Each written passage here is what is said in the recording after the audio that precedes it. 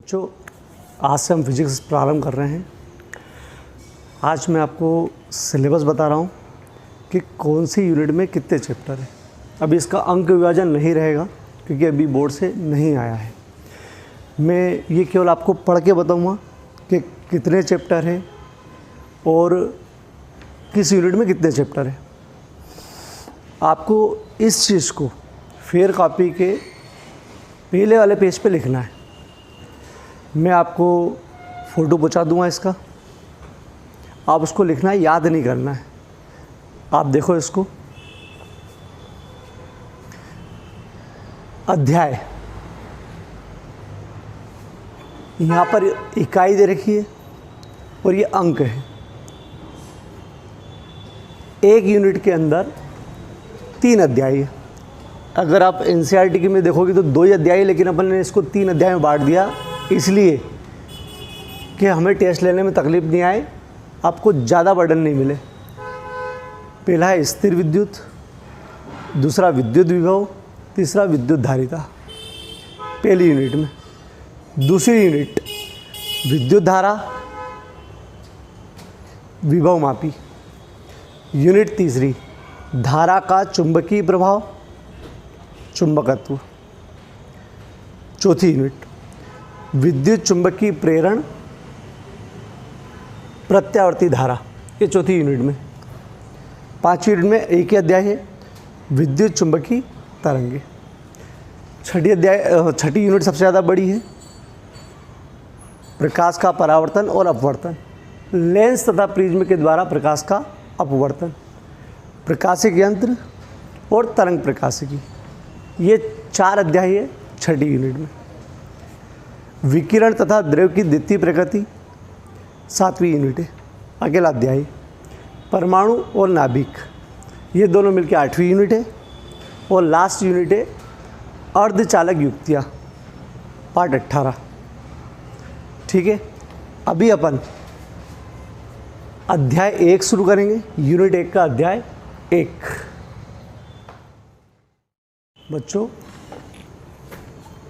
ये यूनिट 1, इस यूनिट 1 में 3 अध्याय 1, 2, 3 अपन अध्याय फर्स्ट पढ़ेंगे, जिसका नाम है स्थिर विद्युत। स्थिर विद्युत मतलब विद्युत संबंधी आपके पास 8 चैप्टर है।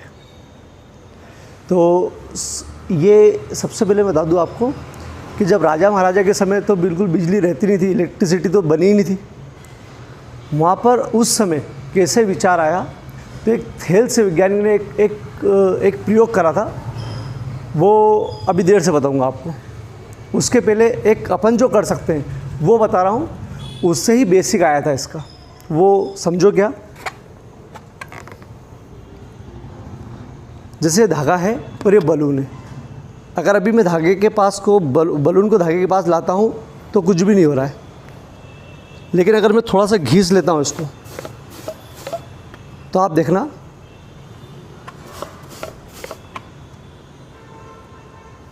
एक बार और, ये क्यों हुआ अपन अभी देर से बताएंगे, इस चैप्टर के अंतर्गत ही बताएंगे कि ऐसा क्यों हुआ।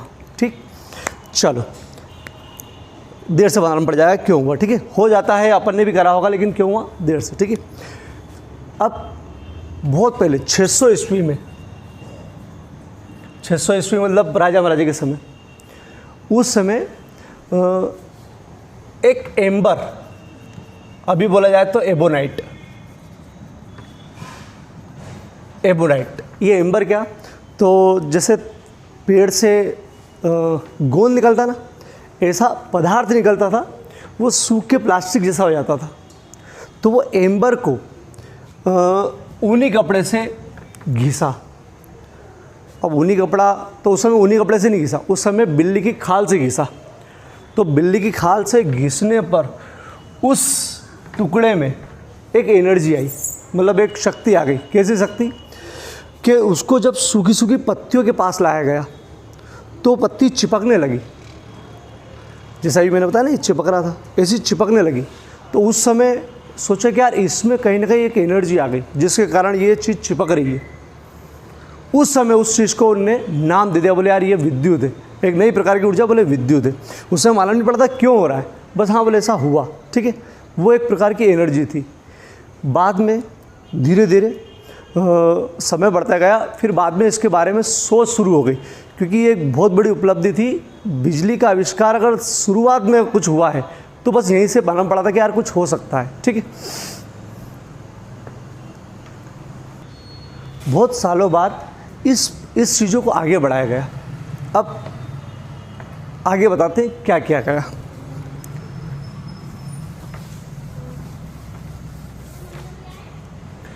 सालों बाद एक कांच की छड़ ली, उस कांच की छड़ को रेशमी कपड़े से घिसा। रेशमी कपड़ा, ये मतलब जब आविष्कार हो गया था काफ़ी समय की बात है, ठीक है। तो रेशमी कपड़े से घिसा, तो घिसने पर इसमें भी इस प्रकार की एनर्जी आ गई कि वो छोटी छोटी चीज़ों को चिपका सकता है। जैसे कभी आप करके देखना, कंघे को आप सूखे बाल पर घिसो और कागज़ के छोटे छोटे टुकड़ों के पास लाओ तो वो भी चिपकने लगते हैं। खैर अब तो नॉर्मल चीज़ें, लेकिन उस समय बड़ी बात थी, ठीक। तो रेशमी कपड़े से इस कांच को घिसा तो इसमें भी गुण आ गए। अब उन्हें प्रयोग करा, उन्हें आगे प्रयोग करा कि ये जो कांच की छड़ है इसको रेशमी कपड़े से घिसा, एक और कांच की छड़ ली, उसको भी रेशमी कपड़े से घिसा। अब ये 2 कांच की छड़ हो गई दोनों। और घिसने के बाद जब इसको पास पास लाया गया तो इन्हें देखा कि वो प्रतिकर्षित कर रही, प्रतिकर्षित मतलब एक दूसरे को फेंक रही है, ये दोनों छड़। हुआ होगा मतलब कुछ ना कुछ जिनमें एनर्जी है इसलिए कर रहा होगा। फिर उसी समय उनने 2 एबोनाइट की छड़ ली। एबोनाइट मैंने बता दिया। आप एबोनाइट नहीं, अगर घर पे प्रैक्टिकल करना चाहो तो ये प्लास्टिक की छड़ ले लो, और वो नली आती है ना, पाइप जो पानी भरते हैं, 2। इसको ऊनी कपड़े से घिसा, इसको भी ऊनी कपड़े से, इसको भी ऊनी कपड़े से, और इसको भी पास पास लाए। ये एबोनाइट की है, इसको भी पास पास लाए। जब इसको पास पास लाए तो ये भी क्या करने लगी, प्रतिकर्षित। इसमें भी कुछ एनर्जी होगी इसलिए प्रतिकर्षित करने लगी। बोले ये भी ठीक है। लेकिन अब उन्होंने क्या करा कि रेशमी कपड़े से घिसी हुई कांच की छड़ ली और ऊनी कपड़े से घिसी हुई एबोनाइट की छड़ ली और दोनों को पास पास लाए। अब देखना क्या हुआ, ये कांच की छड़ है और ये एबोनाइट की, ये रेशमी कपड़े से घिसी है, ये ऊनी कपड़े से घिसी है। जब इसको पास लाए तो ये एक दूसरे को आकर्षित करने लगी, मतलब चिपकाने लगी। ये इस समय क्या मालूम पड़ा उनको, क्या यार भैया ये जो वस्तु है इसमें भी एनर्जी है, ये वस्तु है इसमें भी एनर्जी है। अब इसमें जो वस्तु में एनर्जी है वो एक प्रकार की, इसमें जो एनर्जी वस्तु है वो भी एक प्रकार की है, लेकिन इसकी एनर्जी और इसकी एनर्जी अलग है। अगर दोनों की एनर्जी सेम होती तो यहाँ पर भी क्रिया वही होती। इसका मतलब इनमें जो ऊर्जा आई है वो कुछ अलग है। तो उन्होंने बाद में नाम दे दिया, बोले यार ये वस्तु जो है जिनमें ऊर्जा आई है ये हो गई आवेशित, ये भी हो गई आवेशित, लेकिन इसमें आवेश अलग है, इसमें आवेश अलग है। अभी भी ये नहीं बताया कि आया कैसे और हुआ कैसे, लेकिन आवेश है, ठीक है। उस समय इसमें जो आवेश है उसको नाम दे दिया, बोले इसमें धन आवेश है।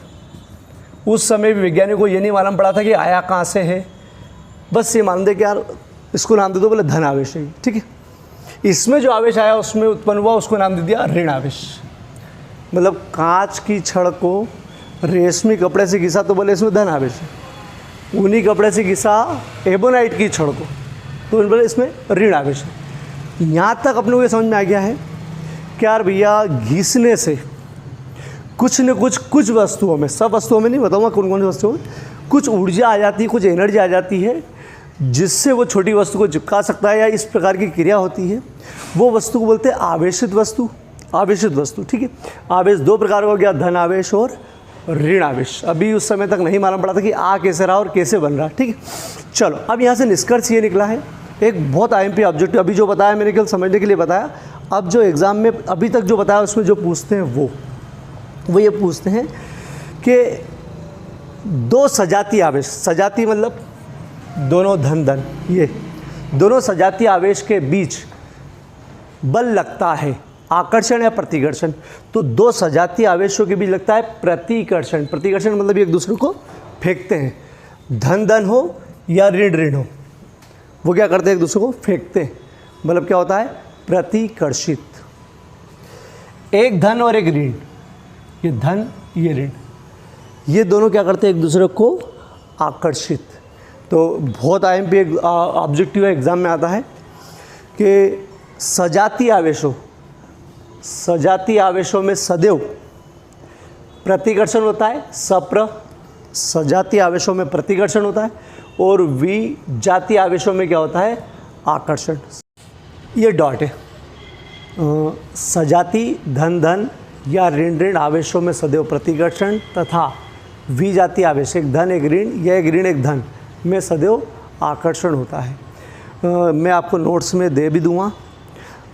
ऐसी चीज़ को आपको लिख के बचाऊंगा ताकि आप एग्ज़ाम में लिख सको याद करके। तो ये सब आपको नोट्स में बचाऊंगा मैं, आप उसको फिर कॉपी में लिखना है, ठीक है। अब ये हुआ कैसे, अब वो आप समझो इसको, ठीक है। चलो अलग से बता रहा हूँ पहले मैं। कोई सा भी पदार्थ हो, लोहा लकड़ी सोना चांदी प्लास्टिक, सब छोटे छोटे कणों से मिलकर बनता है, अणु फिर परमाणु, ऐसा ही है। सबसे छोटा कण परमाणु अपन मानते हैं, और परमाणु के भी अंदर नाभिक होता है।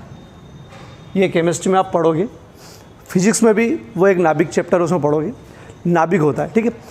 इस नाभिक के अंदर प्रोटॉन और न्यूट्रॉन दो कण होते हैं। प्रोटॉन पर होता है धन आवेश और न्यूट्रॉन होता है उदासीन, और इस नाभिक के चारों ओर चक्कर लगाते हैं इलेक्ट्रॉन। मैं किसकी बात कर रहा हूँ, कोई सा भी पदार्थ का जो बहुत छोटा कण है, उस छोटे कण के अंदर नाभिक होता है, उसमें धन आवेश भी होता है और एक उदासीन कण न्यूट्रॉन होता है, और इस नाभिक के चारों इलेक्ट्रॉन चक्कर लगाते रहते हैं कोई से भी पदार्थ में। अब ये जो इलेक्ट्रॉन होते हैं यही पूरी इस क्रिया को करते हैं कि धन आना, धन आवेशित होना वस्तु, ऋण आवेशित होना। कैसे, अब समझना ये चीज़। जैसे कांच की छड़ है, पदार्थ है कांच की छड़ है। जब इस कांच की छड़ को आपने रेशमी कपड़े से घिसा, ये रेशमी कपड़ा, जब आपने इसको घिसा तो घर्षण के कारण इसके जो नाभिक से इलेक्ट्रॉन बंधे थे, ये ऋण है और ये धन है, तो ये बंधे थे। अरे विजातीय आवेशों में आकर्षण होता है, तो ये बंधे थे। जब इसको घिसा तो ये कुछ बंध टूट जाते हैं और इसके इलेक्ट्रॉन टूट के इसके इलेक्ट्रॉन इसमें चले जाते हैं। इलेक्ट्रॉन इसमें चले जाते हैं, जैसे अपन मान लो 50 इलेक्ट्रॉन इधर चले गए, 50 इलेक्ट्रॉन इधर चले गए, इसका मतलब इसमें इलेक्ट्रॉनों की कमी हो गई। अभी पहले इसका बता रहा हूँ, ठीक है। इसमें इलेक्ट्रॉनों की कमी हो गई। केमिस्ट्री के अनुसार ऐसा माना जाता है कि जो भी पदार्थ वो इलेक्ट्रॉन का दान कर देता है, इलेक्ट्रॉन उसमें से निकल जाते हैं, तो हो जाता है धन आवेशित, मतलब वो धनी हो गया। वो धनी है तभी तो दिया उन्होंने, बोला क्या लखपत दी हूँ मैं, दे दिया उन्होंने, ठीक है। तो ये धनी है, इन्हें इलेक्ट्रॉन का दान कर दिया। अब ये जो रेशमी कपड़ा है ये इलेक्ट्रॉन ले लेता है, अपन ने अभी जिक्र नहीं करा था, लेकिन ये इन्हें इलेक्ट्रॉन दे दिया है इसलिए धन आवेशित हो गया। लेकिन ये कपड़ा जो है जिन्हें इलेक्ट्रॉन ले लिया है ये हो जाता है ऋणी, इलेक्ट्रॉन ले ऋणी। अब ये ऋणी हो जाता तो ये कपड़ा भी ऋण आवेशित हो जाता है। हुआ क्या है कि जब इसको घिसा गया तो इसके ये जो बंध है वो टूटे, जिससे इसके कुछ इलेक्ट्रॉन इधर चले गए, तो इसमें इलेक्ट्रॉनों की कमी हो गई। कमी होने के कारण इस पर क्या बन गया, धन आवेश। अब इसके पास धन आवेश है, मतलब इलेक्ट्रॉन की कमी है, ज़रूरत पड़ेगी तो ये किसी से लेगा, तो इसमें एनर्जी आ गई लेने के लिए भी, और इस पर ऋण आवेश आया क्योंकि इसने इलेक्ट्रॉन ले लिया, तो ये भी देने के लिए एनर्जी लेगा कि यार भैया अब एनर्जी है मेरे पास तो मैं भी कुछ दूंगा, इसलिए ये बन जाते हैं आवेश। ये वस्तु हो जाती है आवेशित, धन आवेशित, ऋण आवेशित। अब इसके विपरीत अगर मैं एबोनाइट की या प्लास्टिक की छड़ की बात करूं, इसको अपन ने कैसे घिसा था, ऊनी कपड़े से, तो इसमें क्या होता है कि जब इसको घिसते हैं हम तो ऊनी कपड़ा इलेक्ट्रॉन इसको देता है, ऊनी कपड़ा इलेक्ट्रॉन इसको देता है, जिससे इस पर क्या हो जाता है, ऋण आवेश, और इस पर बन जाता है धन आवेश। अब कुछ बच्चे पूछेंगे सर ऐसा क्यों, कि यार ये देगा और ये लेगा। तो इसमें क्या रहता है कि जिस पदार्थ के आपस में बंध ज़्यादा मजबूत बंधे रहते हैं वो देने का काम नहीं करता है। जैसे इसके ये वाले बंध ज़्यादा मजबूत बंधे हुए, ये घिसेगा तो ये नहीं छोड़ेगा इलेक्ट्रॉन को, लेकिन ये क्या करेगा, ये थोड़ा से ये कमज़ोर बंधे हुए हैं तो ये इसको दे देता है। इसमें उल्टा होता है, इसमें क्या है कि इसके जो आपस के ये बंध है ये कमज़ोर बंध है, घिसा, ऊनी कपड़े ने इलेक्ट्रॉन उसको दे दिया, प्लास्टिक ने बोला कि यार मैं तो नहीं तोड़ूंगा, तो ये इसको दे दिया, इसलिए इस पर क्या हो गया, ऋण आवेश, और इस पर धन आवेश। अब इस पूरे का सार समझो, इस पूरे का सार एग्ज़ाम में इसमें से कुछ भी नहीं आता, लेकिन प्रैक्टिकली आपको समझना है इस चीज़ को, ठीक है। होता क्या है कि जब भी आप एक वस्तु को दूसरी वस्तु पर घिसते हो, ठीक है, तो एक वस्तु से इलेक्ट्रॉन निकलते हैं और दूसरी वस्तु पर इलेक्ट्रॉन चले जाते हैं। जिस वस्तु से इलेक्ट्रॉन निकलते हैं मतलब मेरे पास से गए, तो मेरे पास कमी हो गई, जिसके पास कमी हो जाती है वो हो जाता है धन आवेशित, जिसके पास कमी हो जाती है उसको मतलब इलेक्ट्रॉन की कमी हो गई इसलिए वो धन आवेशित, उल्टा समझने हो, कमी हो गई फिर भी वो क्या हो गई, धन आवेशित। और जो ले लेता है तो लेने वाला ऋणी होता है और कर्जदार ऋणी, ठीक है, तो जो ले लेता है उस पर क्या आएगा, ऋण आवेश। अब ये आपको हमेशा के लिए ध्यान रखना है, जो इलेक्ट्रॉन दे देता है वो धन आवेशित हो जाता है, जो इलेक्ट्रॉन ले लेता है, जो वस्तु इलेक्ट्रॉन ले लेती है वो क्या हो जाती है, ऋण आवेशित। अब ये जो मैंने क्रिया करवाई घर्षण से ऐसा काम करने की, ये केवल होती है कुचालकों में, कुचालकों या विद्युत रोधी। अब ये कुचालक और विद्युत रोधी क्या, तो विद्युत के हिसाब से पदार्थ को दो भागों में बांटा है, चालक और कुचालक या विद्युत रोधी। थोड़ा कुचालक बता दूं, कुचालक क्या आपकी निगाह में ऐसा जिसमें करंट प्रवाहित नहीं होता है, मतलब अपने अगर उसको टच कर लो तो करंट नहीं लगता है, जैसे प्लास्टिक है, लकड़ी है, रबर है, ये विद्युत के कुचालक माने जाते हैं। सुचालक जितनी भी धातु है, तांबा, सोना, चांदी, ये सुचालक, चालक मतलब सुचालक, ठीक है। अब विद्युत रोधी में ये क्रिया होती है, ये आप घर्षण करके प्लास्टिक में इस प्रकार की चीज़ कर सकते हो, लेकिन किसी चालक में काम नहीं कर सकते। मैंने सीखा कि जब अपन कुचालक वस्तु को घिसते हैं तो उसमें आवेश उत्पन्न हो जाता है, तो आवेश की मात्रा, आवेश की मात्रा मतलब किसी वस्तु में अगर आवेश आ जाता है तो उसमें आवेश की मात्रा को Q से लिखते हैं या Q से लिखते हैं, स्मॉल या कैपिटल किसी से भी लिखते हैं। यह एक अदिश राशि है, अदिश वो जिसमें दिशा नहीं होती है, ये अदिश 11वीं की चीज़ है, फिर भी एक अलग वीडियो बना के अदिश बता देंगे आपको, ठीक है।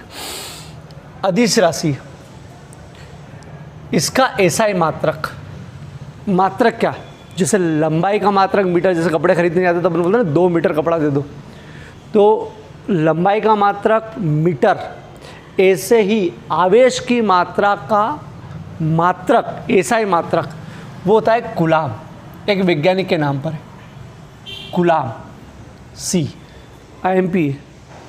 हमेशा के लिए पूरे फिजिक्स में लास्ट तक के लिए याद रखो, आवेश की मात्रा का मात्रक, एसआई मात्रक क्या है, कूलाम, वैज्ञानिक का नाम है कूलाम। CGS मात्रक, एक CGS मात्रक भी होता है, जैसे लंबाई का एसआई मात्रक मीटर और CGS मात्रक होता है, CGS वो होता है सेंटीमीटर, ऐसे ही इसका CGS मात्रक होता है स्थित कूलाम, ठीक है, स्थित कूलाम। इन दोनों में एक संबंध होता है, एक कूलाम बराबर 3 × 10⁹ स्थित कूलाम। जैसे 1 मीटर बराबर 100 सेंटीमीटर होता है ना, 100 सेंटीमीटर, ऐसे ही 1 कूलाम बराबर कितना होता है 3 × 10⁹ स्थित कूलाम। इसको याद करना है। इसके बाद जो बनेंगे वो इससे बनेंगे संबंध, लेकिन इसको याद करना है। आवेश की मात्रा का एसआई मात्रक कूलाम हमेशा, ठीक है, मात्रक की बात आएगी तो कूलाम, और CGS स्थित कूलाम, 1 कूलाम बराबर 3 × 10⁹ स्थित कूलाम, ठीक। ये ऑब्जेक्टिव के लिए। अब एक क्वेश्चन जो अगर 3 नंबर पूछते हैं या 4 नंबर पूछते तो 4 नंबर, 3 नंबर या 2 नंबर पूछ सकते हैं, वो समझो क्या है, IMP है। पहले समझना, आवेश का क्वांटीकरण, आवेश का क्वांटीकरण क्या है, IMP क्वेश्चन बेटा, आवेश का क्वांटीकरण क्या है, ठीक है। तो पहले इसको समझाऊंगा, उसकी फिर परिभाषा बताएंगे अपन क्या। जैसे कोई सी वस्तु है, जैसे अपन ने कांच ही मान लो, ठीक है, अगर कांच को अपन ने रेशमी कपड़े से घिसा तो इससे इलेक्ट्रॉन निकल जाते हैं, सही, इससे इलेक्ट्रॉन निकल जाते हैं।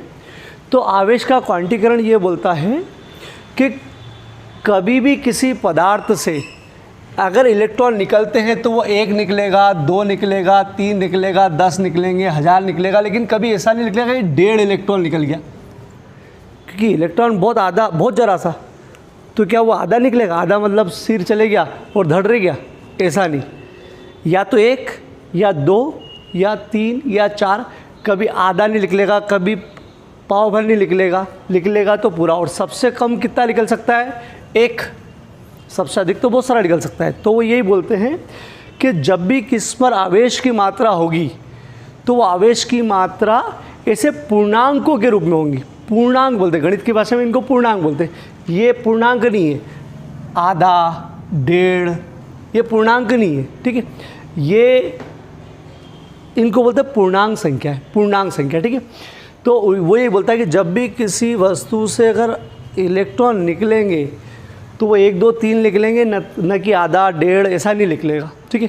तो आवेश का क्वांटीकरण यही कहता है, या इसमें समझ सकते हैं कि सबसे कम मात्रा 1 इलेक्ट्रॉन हो सकती है, इससे कम नहीं हो सकती। दूसरी चीज़ 1.5 नहीं हो सकती है, 2.5 नहीं हो सकती है, 1, 2, 3, 4। अगर मैं आपको बोलूँ कि यार इसमें 1.5 इलेक्ट्रॉन के बराबर आवेश है तो ये बात गलत है, ठीक है।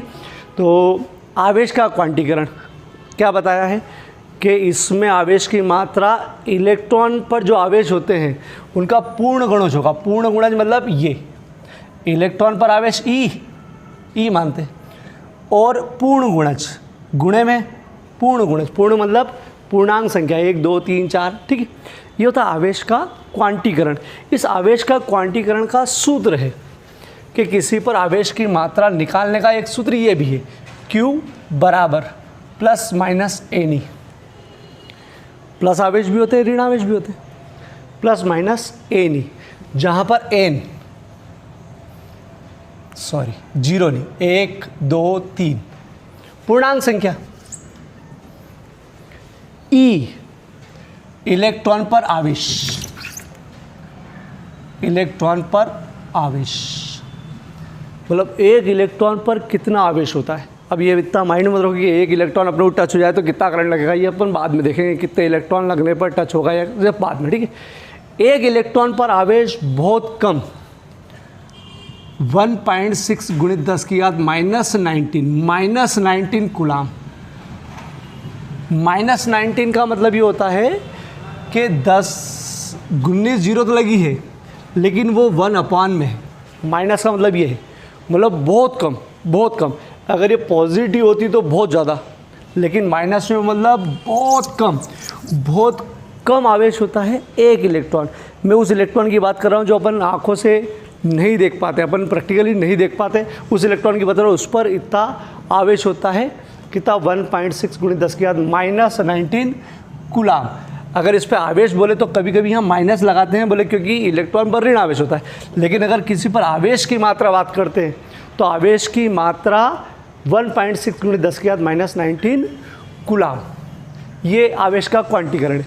अब ये समझाने में क्या बताया कि कभी भी किसी भी पदार्थ पर आवेश की मात्रा होगी तो 1, 2, 3, 4 मतलब पूर्णांक के रूप में होगी, आधी नहीं होगी। ये समझने की चीज़ है।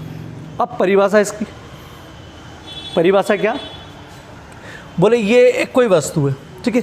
तो कोई सी भी वस्तु है उस पर आवेश की मात्रा मतलब ये आवेश की मात्रा Q। बोले एक इलेक्ट्रॉन की पर आवेश की मात्रा, एक इलेक्ट्रॉन पर आवेश की मात्रा के पूर्ण गुणज में होती है। एक इलेक्ट्रॉन पर आवेश की मात्रा के पूर्ण गुणज, ये पूर्णांक संख्या है, पूर्ण गुणज में होती है। पूर्ण गुणज का मतलब ध्यान रखना पूर्णांक संख्या के गुणे में होती है। और समझने के लिए एक हो सकती है, दो हो सकती है, आदि नहीं होगी। ठीक है, तो परिभाषा समझो। प्रत्येक आवेशित पदार्थ पर आवेश की मात्रा एक इलेक्ट्रॉन पर आवेश की मात्रा, इस पर भी आवेश की मात्रा, इस पर भी आवेश की मात्रा, एक इलेक्ट्रॉन पर आवेश की मात्रा के पूर्ण गुणज में होती है, पूर्ण गुणज में होती है।